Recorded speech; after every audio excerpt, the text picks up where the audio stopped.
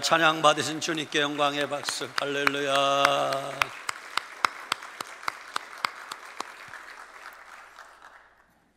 오늘도 가정에서, 직장에서, 일터에서, 설린애육원에서 영상으로 예배드리는 성도님들 손들고 할렐루야. 오늘 교회에 오셔서 예배드리는 여러분들도 손들고 할렐루야. 아멘. 오늘 주일입니다. 우리가 어디 있든, 예배당에 오셨든, 가정에서 영상 예배드리든, 직장과 일터에 있든, 병상에 있든, 군에 있든, 애육원에 있든 주님이 우리가 있는 그 자리에 함께 하심을 믿으시기 바랍니다. 추석 연휴들은 잘 보내셨습니까? 어디 가지도 못하고 대부분은 한 군데 갔다 오셨을 거예요. 어디? 방콕. 방콕이 어디예요? 태국 방콕이 아니라 방에 콕 처박혀 있다가 왔다는 뜻입니다. 아무튼 오늘은 10월 첫 주일입니다. 10월 달에는 중요한 국가 경유일이 많습니다. 10월 1일은 무슨 날이에요? 국군의 날. 10월 3일은 무슨 날이에요? 개천절. 다음 주 10월 9일은 무슨 날입니까? 한글날입니다. 여러 가지 이러한 중요한 날들을 생각하며 오늘은 우리 대한민국 역사를 뒤돌아보면서 복된 나라, 복된 백성이라는 제목의 말씀을 증거하려고 합니다. 오늘 봉독한 시편 33편 12절에 여호와를 자기 하나님으로 삼은 나라, 곧 하나님의 기업으로 선택된 백성은 복이 있도다 그러셨어요. 누가 복이 있는가? 여호와를 자기 하나님으로 삼은 나라는 복이 있답니다. 누가 복이 있는가? 하나님의 기업으로 선택된 백성은 복이 있답니다.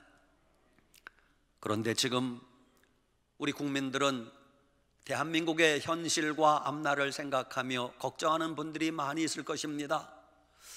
대한민국이 잘 돼야 될 텐데, 대한민국이 더 이상 추락하면 안 되는데, 이런 마음으로 기도하는 분들이 많으실 것입니다. 우리 대한민국의 근현대 역사를 뒤돌아보면 참으로 많은 고난과 슬픔의 역사를 안고 있습니다. 아울러 근현대 역사 속에 하나님의 큰 복도 많이 받았다는 것을 알아야 됩니다. 첫째, 하나님은 우리나라 대한민국에 어마어마한 경제적 물질적인 복을 쏟아부어 주셨습니다. 100여 년 전만 해도 우리나라 대한민국은 아무런 소망이 없었습니다. 그때 우리나라의 현실과 미래는 암담하기만 했습니다. 우리가 얼마나 헐벗고 굶주리고 가난하게 살았는지 그냥 그렇다는 생각이 아니라 조선 500년 역사가 담긴 조선실록이라는 책이 있어요. 유네스코 세계 기록 문화유산으로 등재된 조선실록에 보면 태조 이성계 1392년부터 25대 왕 철종 때까지 1863년까지 정확하게는 472년간의 역사가 다 기록되어 있습니다. 마지막 고종 황제와 순종 황제 두 사람을 빼고 그 전까지 기록이 다 있어요. 전 세계에 약 500년 가까운 역사 기록이 있는 나라는 우리나라밖에 없어요. 그런데 그 조선실록에 가슴 아픈 기록이 두 가지가 나온답니다. 첫째, 이조 500년 가까운 역사 속에 단 한 해도 저 평안도 어느 지역에서, 강원도 어느 지역에서 굶어 죽은 사람이 몇 명이었다, 그런 기록이 한 해도 빠짐없이 나온다는 거예요. 이조 500년 역사 가운데 매년 굶어 죽는 사람이 있었다. 두 번째, 더 끔찍한 기록은 조선실록에 거의 매년 동안 어느 지역에서 먹을 것이 없어서 어린아이를 잡아먹었다는 그런 기록이 500년 동안 거의 한 해도 빠짐없이 나온다는 겁니다. 여러분 깜짝 놀랐죠? 우리나라가 사람을 잡아먹었다니. 그런데 그렇게 인육하던 식인 풍습이 언제 사라졌는가? 이 땅에 기독교 복음이 들어오면서부터 그게 사라졌다는 것입니다. 고종 황제 때부터 일본 침략이 시작되었습니다. 백성들은 가난으로 인하여 굶주린 배를 움켜쥐고 살았습니다. 나라는 일본에게 빼앗겨 버렸습니다. 바로 그런 절망의 때 하나님이 이 땅에 선교사님들을 보내주셨습니다. 선교사님들을 통하여 복음의 빛이 이 땅에 비치게 하신 것입니다. 선교사님들이 100여 년 전 이 땅에 오실 때 우리나라의 현실이 어땠는 줄 아십니까? 지금 우리가 가끔 필리핀 선교지에 가보면 그들의 그 가난한 모습을 보면서, 그리고 그 뒷골목의 지저분한 모습을 보면서 얼굴을 찡그리면서 어떻게 이런 데서 사나 하죠? 130년 전 우리나라가 그보다 더했습니다. 130여 년 전 구한말 조선의 상황을 그때 선교사님들이 이렇게 고백을 해요. 이거는 아주 구체적인 사실입니다. 1884년 미국인 언더우드 선교사의 사모님이 이렇게 기록을 해요.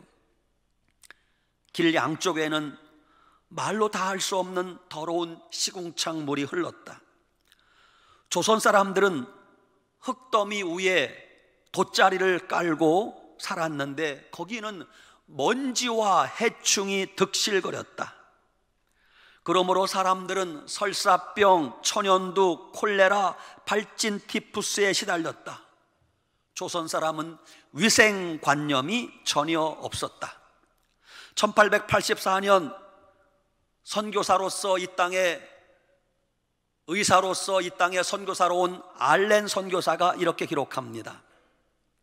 한양은, 서울 한양은 곳곳이 위생 상태가 좋지 않았다. 커다란 기와집 담장 밑으로 하수가 흐르는데 엄청난 악취가 풍겨났다. 그것은 대감들이 몰려 사는 부촌, 부잣집 동네도 마찬가지였다. 그러한 불결한 위생 상태 때문에 한양 인구의 10%가 콜레라, 페스트로 죽어나가는 참상이 빚어지기도 했다. 1885년 감리교 선교사인 아펜젤러 선교사가 이렇게 고백해요. 한양 거리는 좁고 불결하고 여기저기 오물이 넘쳤다. 대부분 흙으로 지어진 집에 사는데 낮고 작으며 음침하고 불결하기 짝이 없었다. 1885년 의사로 이 땅에 온 선교사 셔우드 홀 선교사가 이렇게 기록해요. 한양은 내가 본 도시 중에 가장 지저분하고 더러운 도시였다. 거리의 더러움은 말하지 않는 게 좋겠다 그랬어요. 1886년 선교사로 온 조지 길모 선교사는 이렇게 고백합니다. 이 나라에 와보니 가장 놀라웠던 것은 상상할 수 없을 정도로 더럽다는 것이다. 세계 많은 나라를 가보았지만 지구상에 이렇게 지저분하고 더러운 나라는 처음이다 그랬어요. 미국인 할버트 선교사는 이렇게 고백합니다. 조선 사람들은 초보적인 위생 상식도 없었다. 조선 사람들은 오물이나 빨래했던 물을 그대로 우물에 버렸고 또 그 물을 길어 썼다. 때문에 마을에 콜레라가 번지면 삽시간에 질병이 온 마을에 퍼졌다 그랬어요. 이렇게 가난하고 지저분하게 살던 우리나라가 지금 얼마나 살기 좋은 깨끗한 나라가 되었습니까? 화장실, 공중화장실, 고속도로 휴게실, 화장실, 전 세계 가장 깨끗한 나라가 대한민국입니다. 이렇게 굶주리고 가난 속에 살던 우리나라가 어떻게 위대한 대한민국이 되었습니까? 모든 것은 하나님이 베풀어 주신 축복임을 믿으시기 바랍니다. 1948년 대한민국 정부가 수립될 당시 그때 우리나라 1인당 국민소득은 50달러였어요. 그때 전 세계 117개국 가운데 가장 극빈 국가였습니다. 그런 우리나라가 지금 하나님의 축복을 받아 지금 소득이 높아져 지금 3만 달러가 되었습니다. 계산해 보세요. 50달러 국민소득이 3만 달러가 되었으면 몇 배가 늘어난 거예요? 600배가 늘어난 것입니다. 성경에 30배, 60배, 100배의 축복이 엄청나다고 하는데 우리는 지금 600배의 축복을 받았다는 것을 잊지 말아야 됩니다. 지금 우리 대한민국이 세계 속에 1등 하는 게 얼마나 많은 줄 아십니까? 초고속 인터넷망 세계 1등, 컴퓨터 보급률 세계 1등, 반도체 생산 세계 1등, 철강산업 세계 1등, 조선산업 세계 1등, 전세계 공항평가 인천국제공항이 9년 연속 세계 1등, 지하철 평가 세계 1등, 대한민국 지하철이 제일 깨끗하고 제일 안전하고 제일 정확하다는 것입니다. 내비게이션 CCTV 보급률 세계 1위, 국제 전기통신 발달 세계 1위, 교육평가 순위 세계 1위, 학교 정보화 시설 세계 1위, 기능올림픽 9년 연속 세계 1위. 여러분, 우리나라가 언제부터 이렇게 되었습니까? 1988년 88 올림픽 이후 우리나라가 세계 속에 두각을 드러내기 시작했습니다. 88 올림픽이 끝난 이후에 한국 사람이 유럽 여행을 가면 그 전에는 어디서 왔어요? 코리아. 어디 있는데? 그런 나라가 있어요? 아무도 몰랐어요. 88 올림픽 이후에 유럽에 한국 사람이 여행을 가면 어디서 왔습니까? 물어요. 코리아, 한국에서 왔습니다. 그러면은 반가워하면서 코리아, 필승 코리아 그러면서 뭐라는 줄 아세요? 아하, 예수님 잘 믿는 나라에서 오셨군요. 예수님 믿고 복받은 나라에서 오셨군요. 전국 방방곡곡에 교회가 많은 나라에서 오셨군요. 이렇게 감탄하더라는 것입니다. 여러분, 이 모든 복은 하나님이 우리나라에 부어주신 복임을 믿으시기 바랍니다. 그러나 아직 우리가 샴페인 터뜨리기에는 너무 이릅니다. 우리가 지금 여기서 만족하거나 안주하면 안 됩니다. 우리가 더욱더 기도하면서 위대한 선진 국가를 만들어 가야 되지 않겠습니까? 일반적으로 선진국이라고 하면 국민소득 3만 달러 이상인 나라를 선진국이라고 합니다. 그러나 선진국 된다는 것이 단지 돈 많아지면, 국민소득 높아지면 선진국 된다고 하면 그건 잘못입니다. 수입이, 돈이 아무리 많아져도 국민들 의식 수준이 낮으면 선진국이라 할 수 없습니다. 아무리 국민소득이 3만 달러, 5만 달러, 10만 달러 높아져도 국민들 의식 수준이 따라오지 못하면 선진국이라고 할 수 없는 것입니다. 하나님이 생각하는 선진국은 어떤 나라입니까? 예수님 잘 믿는 백성이 많은 나라, 그 나라가 영적 선진국입니다. 국민들 가슴속에 예수 그리스도의 복음이 심겨진 나라, 그 나라가 영적 선진국입니다. 경제적인 선진국이 선진국이 아니라 예수님 잘 믿고 영적으로 복음화를 이룬 나라가 진짜 선진국임을 믿으시기 바랍니다. 두 번째, 첫째, 하나님은 우리나라에 경제적인 물질적인 복을 어마어마하게 부어주셨다면, 두 번째, 하나님은 우리나라에 영적인 복을 얼마나 많이 부어주셨는지 모릅니다. 우리나라 대한민국 역사는 아주 특별한 역사입니다. 전 세계에 가장 특별한 역사를 가진 나라가 두 나라가 있는데, 하나는 이스라엘이고 하나는 대한민국입니다. 이스라엘과 대한민국의 역사는 어쩜 그렇게 비슷한지 몰라요. 형제같이 압제당한 역사가 비슷합니다. 이스라엘도 로마에게 나라를 빼앗기고 압제당할 때 예수님이 그때 태어나셨어요. 우리나라도 일본에게 나라를 빼앗기고 압제당할 때 이 땅에 복음이 들어왔어요. 해방을 맞이한 것도 비슷합니다. 이스라엘은 1948년 5월 14일 해방을 맞이하게 됩니다. 독립하게 됩니다. 대한민국은 1945년 8월 15일 해방을 맞이하게 됩니다. 해방 이후에 겪은 전쟁도 비슷합니다. 이스라엘은 독립 이후에 1967년 6월 5일부터 6.1 전쟁이라는 전쟁을 치릅니다.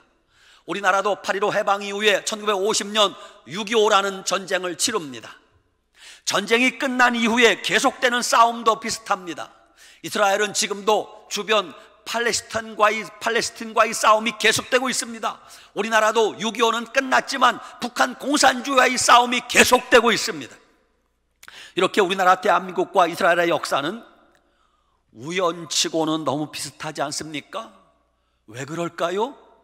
두 나라는 인류 역사에 하나님께 선택받은 나라이기 때문에 그런 것입니다.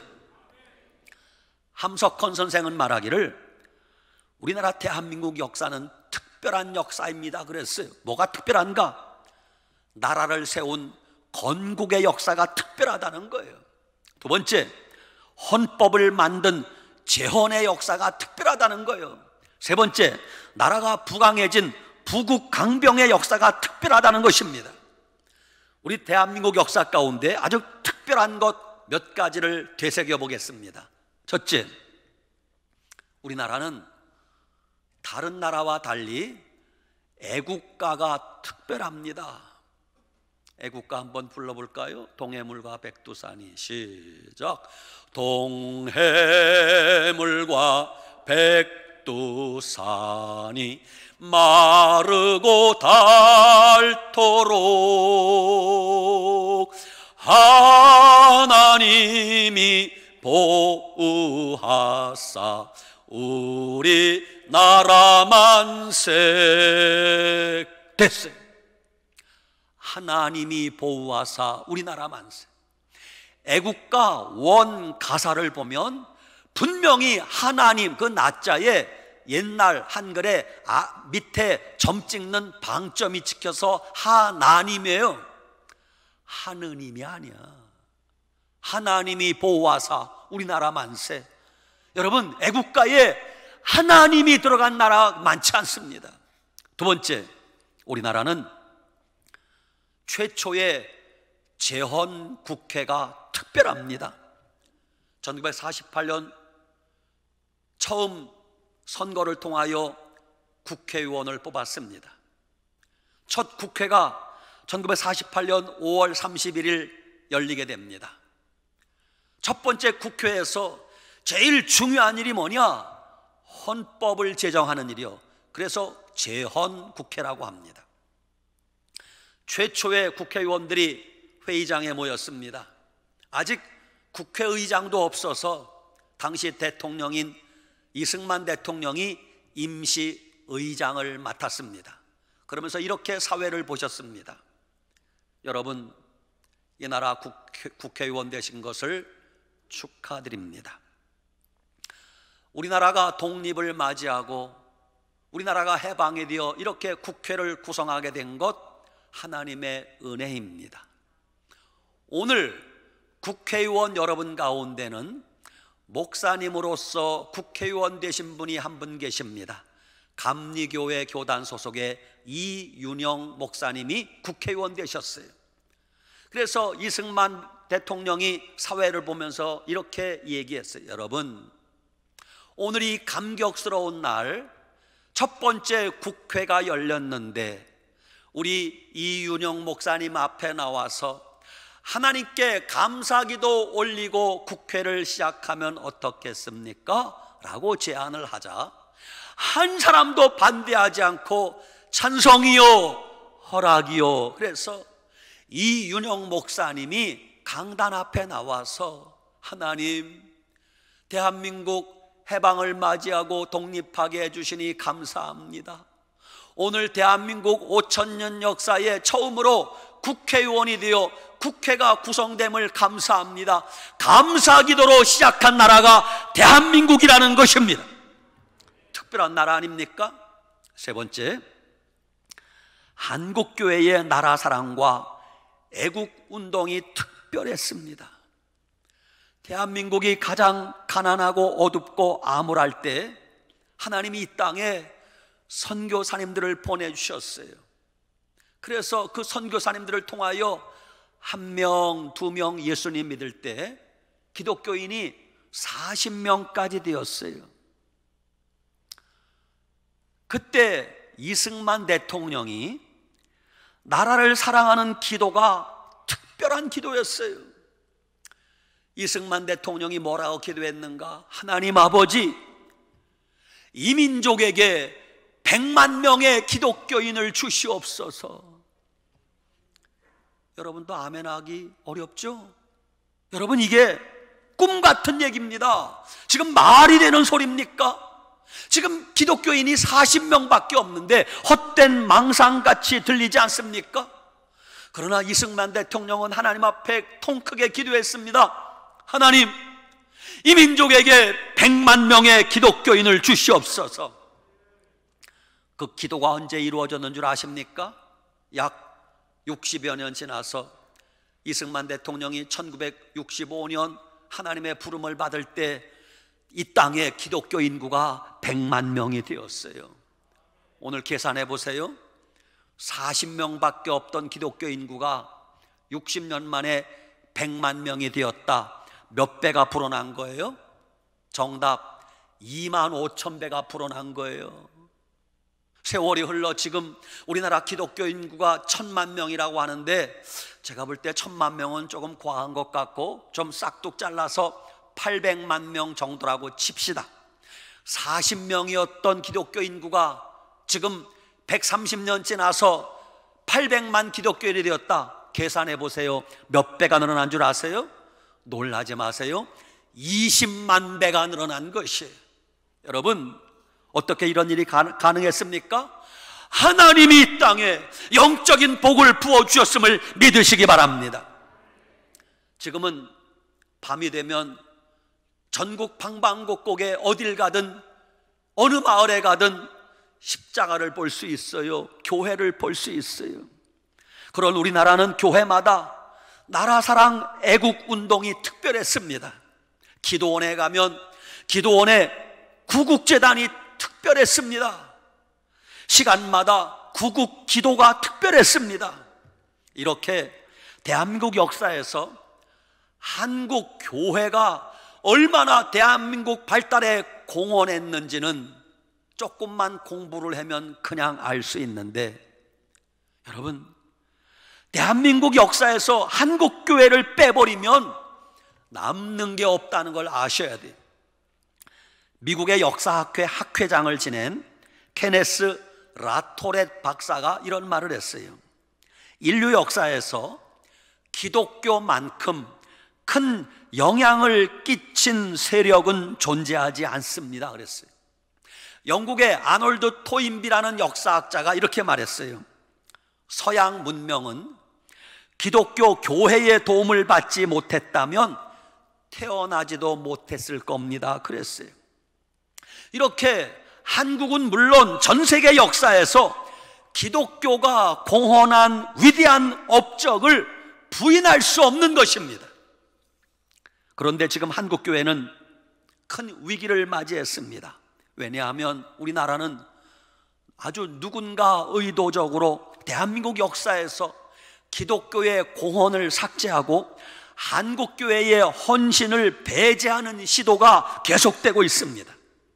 지금 우리 국민들은 정신 똑바로 차려서 대한민국이 추락하지 않도록 이 나라 대한민국의 앞날을 지켜야 되지 않겠습니까? 한국교회 위상이 손상되지 않도록 우리가 기도하며 막아야 되지 않겠습니까? 우리나라 대한민국이 그렇게 가난과 저주와 절망 속에 살다가 오늘 이 위대한 대한민국 된 것은 하나님의 은혜임을 믿으시기 바랍니다. 여러분, 이건 제 말이 아닙니다. 8.15 해방을 맞이한 것 하나님의 은혜입니다. 6.25 때 북한 공산주의를 물리친 것 하나님의 은혜입니다. 오늘날의 경제 발전을 이룬 것 하나님의 은혜입니다. 위대한 사상가 함석헌 선생이 말하기를 뜻으로 본 한국 역사에서 그가 이렇게 고백했어요. 1945년 8월 15일 해방을 맞이한 것은 하늘의 선물이다 그랬어요. 그래도 하나님의 은혜가 아니란 말입니까? 그렇습니다. 우리가 일본에게 나라를 빼앗겼을 때 하나님은 이 땅에 선교사님들을 보내주셔서 복음이 전파되게 하셨습니다. 전파된 복음은 우리 민족의 희망이었습니다. 복음은 우리의 꿈이요 미래요 축복이었습니다. 지금까지 5,000년 한국 역사 가운데 부끄럽고 수치스러운 일이 많지만 우리 민족이 가장 잘한 일이 하나 있다면 예수님 믿고 교회 섬긴 것임을 믿으시기 바랍니다. 이게 우리 민족이 가장 잘한 것이에요. 그래서 우리나라가 오늘 이와 같이 복을 받은 것입니다. 이렇게 하나님의 말로 다 할 수 없는 큰 복을 받은 우리나라가 앞으로 어떤 방향으로 나아가야 되겠습니까? 동성애 합법화되는 그런 나라 되는 것입니까? 아닙니다. 차별금지법 통과되는 그런 나라에서 사는 것입니까? 아닙니다. 무슬림들이 활개치는 그런 나라가 되는 것입니까? 아닙니다. 공산주의자들이 떠들어대고 활개치는 그런 나라가 되는 것입니까? 아닙니다. 전국교회에 불 꺼지는 그런 나라가 되는 것입니까? 아닙니다. 기독교인들이 다 소멸되는 그런 나라가 되는 게 소망입니까? 아닙니다. 절대 그러면 안 될 일입니다. 앞으로 우리나라가 어떻게 해야 더 잘 사는 나라가 될 수 있습니까? 우리나라가 어떻게 해야 선진국다운 선진국이 될 수 있습니까? 어떻게 해야 우리나라가 자유민주주의 통일국가가 될 수 있습니까? 어떻게 우리나라가 하나님의 더 큰 복을 받는 위대한 나라가 될 수 있습니까? 그건 간단합니다. 우리가 예수님 잘 믿고 믿음으로 살면 하나님이 그런 나라 만들어 주실 줄 믿으시기 바랍니다. 우리나라가 예수님 잘 믿는 복음의 선진국이 되면 하나님이 하늘문을 여셔서 이 나라에 우리가 원하지 않는 하늘의 신령한 복, 땅의 기름진 복 마음껏 부어주실 줄 믿으시기 바랍니다. 우리나라 근현대 역사를 다시 되새겨 보세요. 어둡던 이 나라에 복음이 전파되면서 하나둘 교회가 세워지기 시작합니다. 예수님 믿는 그리스도인이 40명, 100명, 1000명 늘어나기 시작하면서 하나님이 이 땅에 경제적인 물질적인 복을 얼마나 많이 부어주셨습니까? 사회적으로 안정된 삶을 살 수 있도록 하나님이 이와 같은 복을 주지 않았습니까? 과거를, 지나간 옛날을 되새기기도 싫고 생각하기도 싫지만 본래 우리는 세계 속에 존재 가치도 없던 나라였는데 지금은 전 세계가 한류로 들끓게 되었습니다. 맨날 꼴등만 하던 나라가 지금은 1등하는 나라가 되었습니다. 아무런 소망도 없이 절망 중에 살던 나라가 지금 소망이 넘치는 나라가 되었습니다. 부끄럽게 살던 나라가 자랑스러운 백성들이 되었습니다. 이리 치이고 저리 치이던 나라가 이제는 여기저기서 서로 인기 오라고 인기 있는 환영받는 나라 백성이 되었습니다. 세계 역사를 보시기 바랍니다. 예수 그리스도를 거부하고 믿지 않는 나라는 망하게 되어 있습니다. 기독교 복음을 멸시하고 박해하는 나라는 망하게 되어 있습니다. 교회를 핍박하고 업신여기는 나라는 망하게 되어 있습니다. 잘못된 종교를 선택한 나라 지금도 절망 속에 삽니다. 잘못된 구호와 선전에 속은 나라 공산주의 보세요. 매일 가난에 찌들어 삽니다. 잘못된 사상과 이념에 물든 나라 백성들이 도탄에 빠져 있습니다. 그렇게 도탄에 빠진 백성들도 뒤늦게나마 잘못을 깨닫고 회개하고 예수님을 찾기만 하면 하나님이 그런 나라에 복 주시고 위대한 나라 만들어 주실 줄 믿으시기 바랍니다. 프랑스의 존 칼빈이 이런 고백을 했어요. 하나님께서는 그의 백성들을 돌보시며 온갖 복과 은혜를 누리도록 베풀어 주십니다 그랬어요. 부모님은 자녀들에게 모든 걸 다 주고 싶어 하잖아요.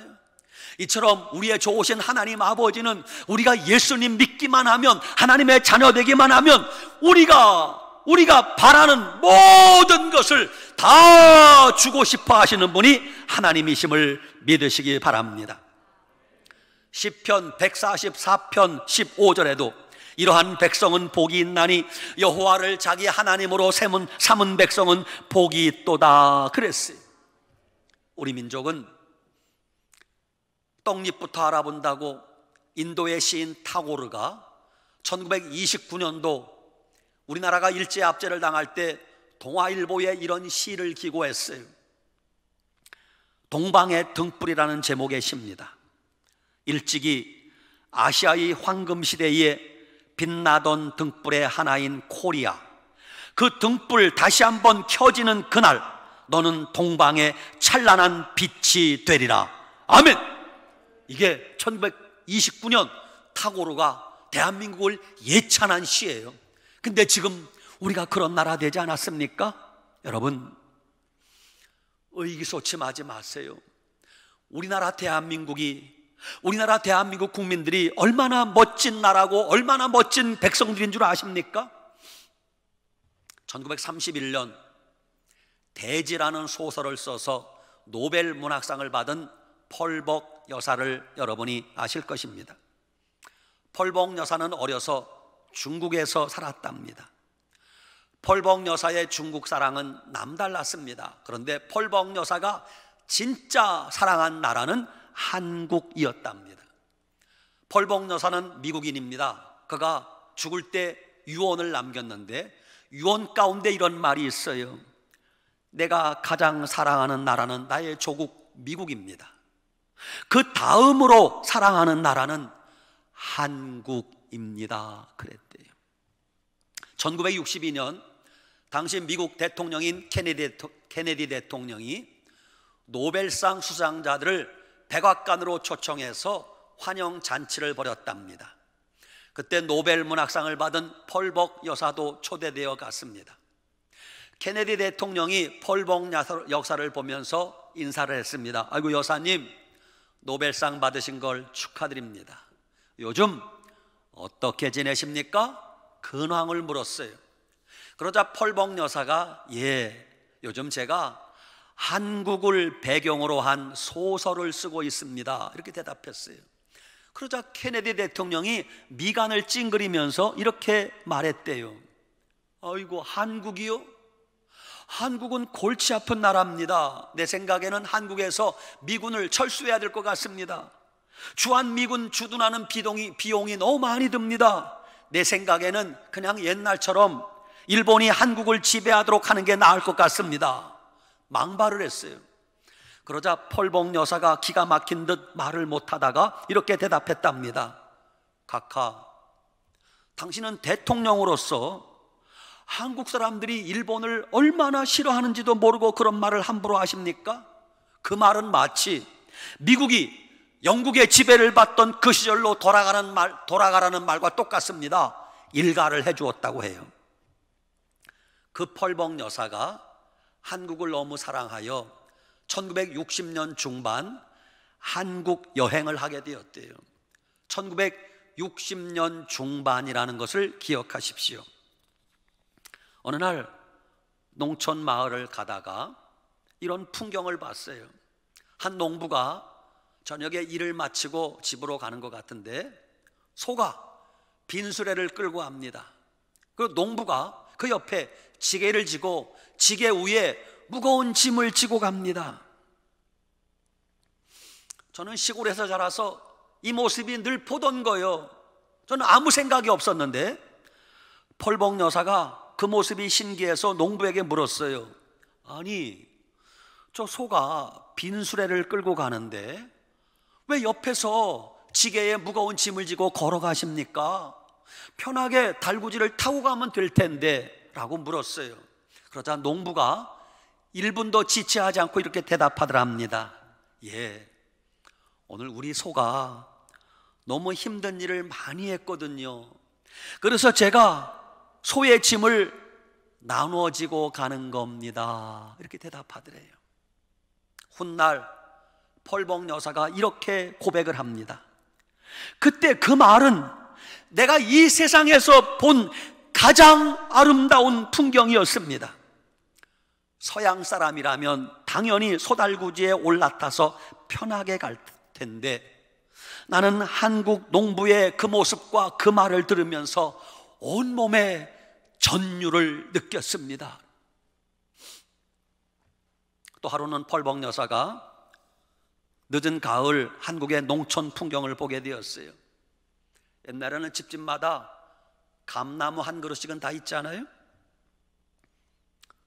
감나무에 감을 다 딴 것 같은데 감이 몇 개 남아 있는 거예요. 그게 무슨 감이에요? 우리는 누가 가르쳐 준 것도 아닌데 이렇게 잘 알아. 펄벅 여사가 동행한 기자에게 물었어요. 아니, 왜 저 감은 따지 않고 남겨두었습니까? 그러자 그 대답을 하는 거예요. 예, 저것은 겨울에 먹을 것이 없는 까치들이, 새들이 먹으라고 남겨둔 까치밥입니다. 이 말을 들은 펄벅 여사가 박수를 치며 놀라워 탄성을 질렀대요. 바로 이거예요. 내가 한국에 와서 보고 싶었던 것은 옛날 고궁이나 왕릉을 보고 싶은 것이 아니라 이런 것을 보고 싶었습니다. 이것 하나만으로도 나는 한국 여행을 잘 왔다고 생각합니다. 그랬어요. 펄벅 여사가 인생의 마지막에 코리아, 한국에 대해서 이런 말을 했어요. 난 이 말 듣고 울었어요. 한국은 고상한 국민들이 살고 있는 보석 같은 나라입니다. 다시, 한국은 고상한 백성들이 살고 있는 보석 같은 나라입니다. 나는 정수라 씨가 부른 노래가 찬송가는 아니지만 마지막 후렴구가 너무 좋아. 우리 대한민국, 우리 조국. 여러분도 한번 같이 불러봅시다. 우리 대한민국, 우리 조국, 영원토록 사랑하리라. 모르겠어요. 틀렸어요. 여러분은 대한민국 땅에 태어나 대한민국 땅에 살고 있으며 지금 대한민국 국민이라는 사실을 자랑스럽게 여기시기 바랍니다.